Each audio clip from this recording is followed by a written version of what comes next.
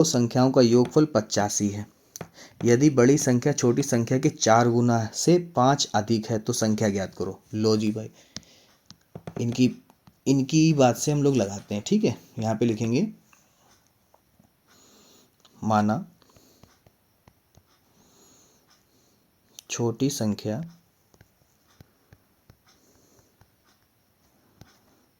x व बड़ी संख्या y है। ठीक है, अब देखो कह रहे हैं जोड़ने पर 85 आ रहा है। x प्लस y को जोड़ दो तो कितना आ रहा है 85। ये हो गई समीकरण नंबर 1। दूसरी समीकरण हमें तो दे रखी है कि छोटी संख्या जो है बराबर होगी बड़ी संख्या के कब, बड़ी संख्या जो है बराबर होगी कब, तो यहाँ पे लिखेंगे y बराबर 4x प्लस 5। ठीक है, 4 गुना से 5 अधिक, तब आएगी बड़ी संख्या के बराबर छोटी संख्या। ठीक है, तो यहाँ पे क्या करेंगे, समीकरण 1 में y का मान रखने पर यहाँ पे लिखेंगे समीकरण 1 में y का मान रखने पर। ठीक है, ऐसे लिखते रहेंगे, बहुत अच्छा लगेगा एग्जामिनर को, बहुत साफ सुथरा सवाल लगता चला जाएगा। यहाँ पर x y का मान रखो 4x प्लस 5 ब्रैकेट बंद बराबर में 85। ठीक है, फिर x प्लस 4x प्लस 5 बराबर में 85। फिर ये 4 और 1 हो गया 5x, ये 5 जो है इधर प्लस के उधर जाएंगे माइनस के हो जाएंगे। ठीक है, तो x बराबर आपका आ गया है 80/5। इसको कट कर लो, 5 एकम 5, 5 एकम 5, 5 छक्का 30, तो ये आ गया बच्चों x बराबर आपका 16। ठीक है, अब इस 16 का मान समीकरण, इसको मान लो 2, समीकरण 2 में रख दो। ठीक है, तो यहाँ पे लिख दो x का मान समीकरण 2 में रखने पर। ठीक है, अब समीकरण 2 जो है उसे नोट कर लो, y बराबर 4x प्लस 5, 4 गुणे 16 प्लस 5,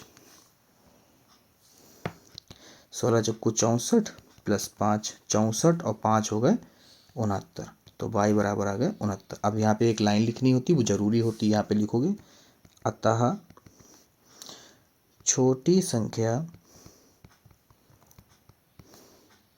16 व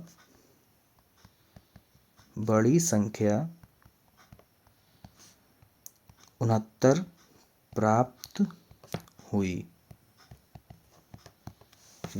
हमसे कह रहा है बिंदु A जो है वो इतना है तथा B जो है इतना है को मिलाने वाले रेखाखंड जो है उसका अनुपात जो है 2:1 से जो है अंतःविभक्त करने वाले बिंदु के निर्देशांक ज्ञात कीजिए।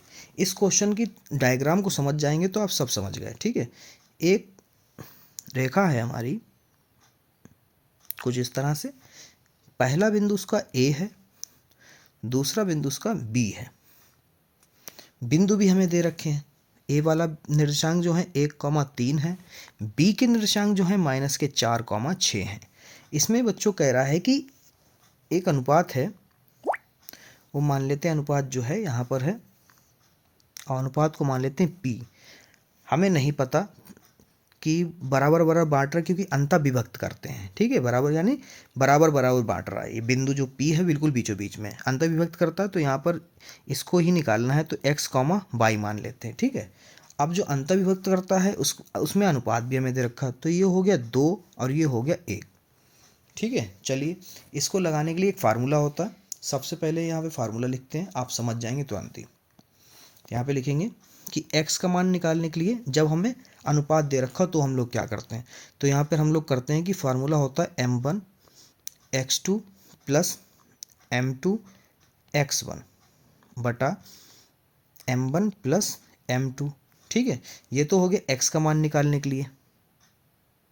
ठीक है, y का मान निकालने के लिए भी होता है m1 y2 plus m2 y1 बटे में m1 प्लस m2। ठीक है, ये हो गया।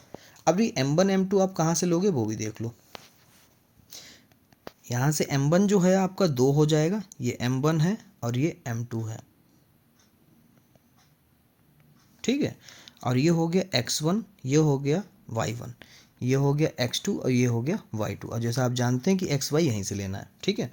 अब जो है m1 जो है आपका 2 है, गुणे x2 जो है वो आपका -4 है, प्लस m2 जो है वो आपका 1 है, और x1 जो है वो आपका 1 है।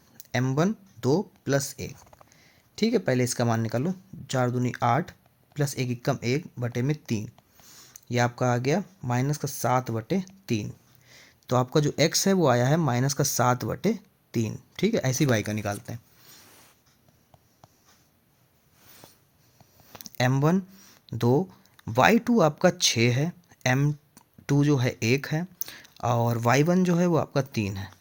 m1 2, m2 1, 3 दूनी 6 यानी 6 दूनी 12 हो जाएगा, और 3 एकम 3 बटे में 3, इधर हो गया 15/3, 3 एकम 3 3 15, यानी y बराबर जो है आपका 5 आ गया, ठीक है बच्चों। तो यहाँ पे y बराबर 5 आ गया, आपके निर्देशांक निकल रहा है बी के, ठीक है। आप यहाँ पे लिख देंगे बिंदु P के निर्देशांक। देखिए आप बोर्ड की तैयारी इससे कर रहे हैं, हमारे चैनल को अगर आप देख रहे हैं, और अगर चैनल को देख रहे हैं तो आपको पता है कि सभी वीडियो कंटिन्यू पढ़ रही हैं। जो निर्देशांक हैं वो आए हैं 7/3, 5 माइनस का, ठीक है।